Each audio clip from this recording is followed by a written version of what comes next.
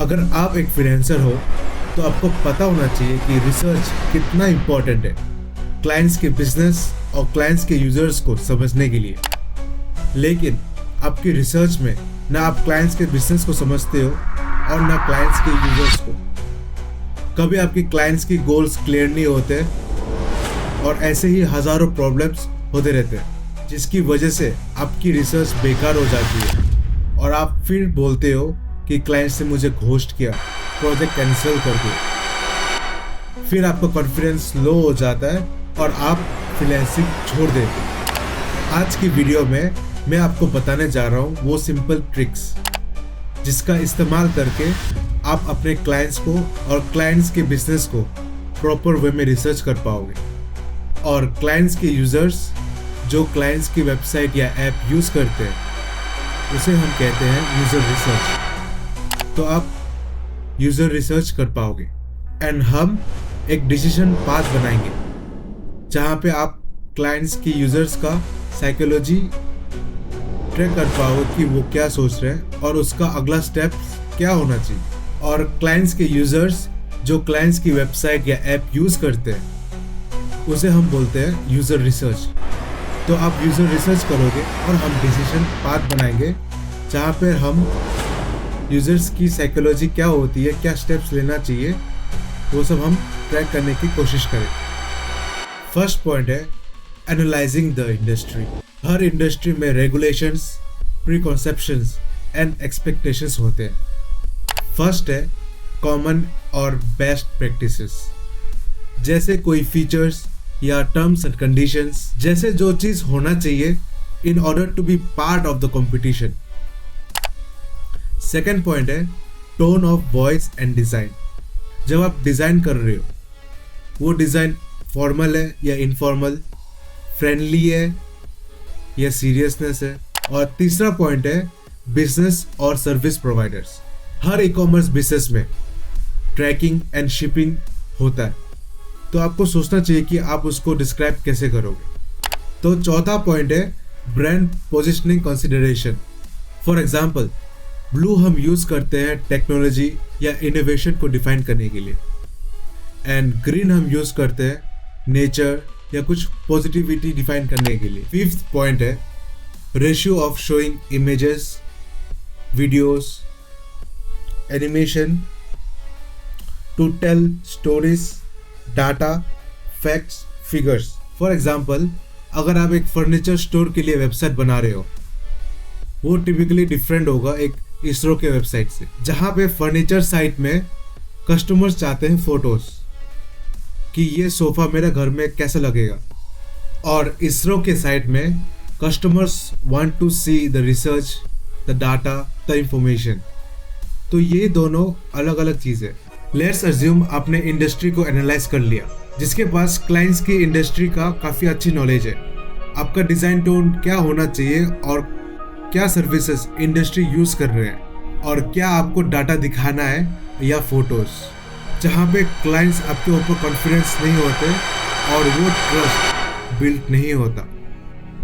ऐसा क्यों हो रहा है? ऐसा इसलिए हो रहा है क्योंकि आपने क्लाइंट्स के कंपटीशन को रिसर्च ही नहीं किया, जिसकी वजह से आपको पता ही नहीं है कि कॉम्पिटिटर्स कौन है और उनका डिज़ाइन सिस्टम क्या है। तो अब आपका क्वेश्चन होगा कि क्लाइंट्स की कॉम्पिटिटर्स को रिसर्च कैसे करें, और सही रिसर्च से आप कैसे क्लाइंट्स को गाइड कर सकते हैं और ट्रस्ट एंड कॉन्फिडेंस बिल्ड कर सकते हैं, ताकि क्लाइंट्स आपको प्रोफेशनल सोचे और प्रोजेक्ट्स दें। तो हमारा सेकंड पॉइंट है analysing the competition. Her single business में कॉम्पिटिशन्स होते हैं और हम ये दो कैटेगरीज में डिवाइड करते हैं, direct and indirect competition. So direct competition में क्या होता है, कोई बिजनेसेस या कोई वेबसाइट आपका क्लाइंट्स का डायरेक्ट कॉम्पिटिटर्स होगा जो सेम प्रोडक्ट एंड सर्विसेज दे रहे हैं, तो इसे कहते हैं डायरेक्ट कंपटीशन। सेकेंड पॉइंट है indirect competition. And indirect competition में जैसे वो बिजनेसेस आपकी क्लाइंट्स की सेम प्रोडक्ट एंड सर्विसेज दे रहे हैं या कुछ ज़्यादा या कुछ कम, वो होता है इनडायरेक्ट कंपटीशन। इंपॉर्टेंट क्वेश्चंस जो आपको क्लाइंट्स को पूछना चाहिए, Who are your top 5 competitors? What are the primary difference between your business model and theirs? Why do people visit a competitor's site and use their product or services instead of yours? How will you position and differentiate yourself from the competition? देखो, competition हमेशा होते हैं। आपको सिर्फ खोद के निकालना है कि आपका कंपटीशन कौन है और क्या कर रहा है। लेट्स अज्यूम आपने इंडस्ट्री रिलेटेड एंड क्लाइंट्स की कंपटीशन को रिसर्च कर लिया। अभी आपके पास एक नॉलेज फाउंडेशन है क्लाइंट्स के बिजनेस के बारे में और कॉम्पिटिटर्स के बारे में, लेकिन स्टिल आप डिजाइन के टाइम आप अपना टाइम वेस्ट करोगे और बार बार क्लाइंट्स को रिविजन्स के लिए बोलोगे और फिर क्लाइंट्स इरिटेट होकर आपको रिजेक्ट कर देंगे। लेकिन ऐसा क्यों हो रहा है? ऐसा इसलिए हो रहा है क्योंकि आपने क्लाइंट्स की ऑडियंस या क्लाइंट्स की यूजर्स को रिसर्च ही नहीं किया। इन सिंपल वर्ड्स, क्लाइंट्स के कस्टमर्स जो क्लाइंट्स की वेबसाइट या ऐप यूज करेंगे के ऊपर रिसर्च ही नहीं किया कि यूजर्स को क्या चाहिए, क्या वैल्यू मिलेगा, फीचर्स होगा। यूजर क्लाइंट्स के ऊपर ट्रस्ट क्यों करते हैं, जिसकी वजह से आप अपने क्लाइंट्स को वो वैल्यू दे ही नहीं पाते हो जो वो एक्सपेक्ट करते हैं आपसे। अब आपका क्वेश्चन होगा कि यूजर रिसर्च कैसे करें। इसका बड़ा सिंपल आंसर है, यूजर रिसर्च करेंगे। लेकिन प्रॉपर यूजर रिसर्च क्या होता है, इसका आंसर आपको नेक्स्ट पार्ट में मिलेगा। यूजर रिसर्च देखो, अभी हमको क्लाइंट्स के बारे में पता चल गया। अभी समझते हैं यूजर्स को क्या चाहिए, क्या उनका एक्सपेक्टेशंस है और क्या वैल्यू हम दे पाएंगे। अगर आप ये नहीं सोचोगे तो आप अपना पीओवी से डिजाइन करोगे and in most cases your needs are not the same as theirs. Basically इनका दो कैटेगरीज है, business to business users and business to customer users. आपको पता ही होगा कि B2B क्या होता है एंड B2B यूजर्स कौन है। आपको एक एग्जांपल देता हूँ, इंडिया मार्ट एक B2B platform connecting millions of buyers with suppliers from various industry. और एक एग्जांपल देता हूँ, रेजरपे एक फिनटेक कंपनी जहाँ पे वो payment solutions and other financial services offer करते हैं बिजनेसेस को। तो अभी आपको पता चल गया होगा कि B2B यूजर्स कौन है। सिंपल सवाल आप पूछ सकते हैं, who are your primary customers, which industry are going to use your product, what are the key challenges और pain points your customer business faces, what type of information do customer look for while visiting your site. And B2C users में आते हैं Amazon, Apple Music, YouTube, etcetera etcetera. तो कुछ सवाल आपको B2C users के लिए भी पूछना है। पहला है, who is your target audience, what is the core message you want to communicate, what type of content is needed like case studies, product info, blogs और videos, what action should visitors take once they visit your website। अभी हम decision path बनाएंगे। आप बस सोचो कि आपके जो यूजर्स हैं वो आपके वेबसाइट में आते हैं, फिर यूजर्स को क्या करना चाहिए, क्या हम दिखाना चाहते हैं ताकि हम यूजर्स को गाइड कर सके to take actions.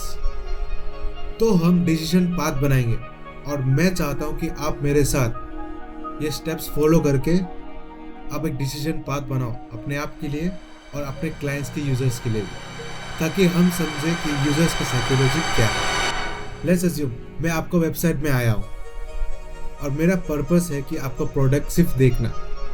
I am willing to make a decision only if the product is good and if I get the total information about the product. मैं आपका प्रोडक्ट देख पा रहा हूँ, आप क्या ऑफर दे रहे हो, पर ये ऑफर्स इनफ नहीं है for me to take actions और बाय एनीथिंग, बिकॉज मेरे मन में कुछ सवाल है, जैसे वो प्रोडक्ट का प्राइस क्या है, क्या फीचर्स मुझे मिल रहा है, क्या बेनिफिट्स मुझे मिलेगा। सो मैंने प्रोडक्ट से शुरू किया और अभी मैं जानना चाहता हूँ कि प्रोडक्ट का प्राइस क्या है, क्या फीचर्स है और लास्ट में क्या वैल्यू मिलेगा। तो ये इन्फॉर्मेशन आपको डिज़ाइन में रखना है ताकि ये इन्फॉर्मेशन मैं यूज़ कर सकता हूँ डिसाइड करने के लिए। मैंने इन्फॉर्मेशन ऑब्जर्व कर लिया, अभी मुझे अगला स्टेप लेना है। मैं अभी भी डिसीजन ले रहा हूँ और मेरा डिसीजन होगा ट्रस्ट के ऊपर। फर्स्ट चीज आप ट्रस्ट बिल्ड करने के लिए करते हैं वो है शोइंग टेस्टिमोनियल्स कि लोगों इस प्रोडक्ट के बारे में क्या सोचते हैं। फिर आपका कस्टमर रिव्यूज एंड टेस्टिंग, या फिर एक फ्री ट्रायल 7 दिन के लिए।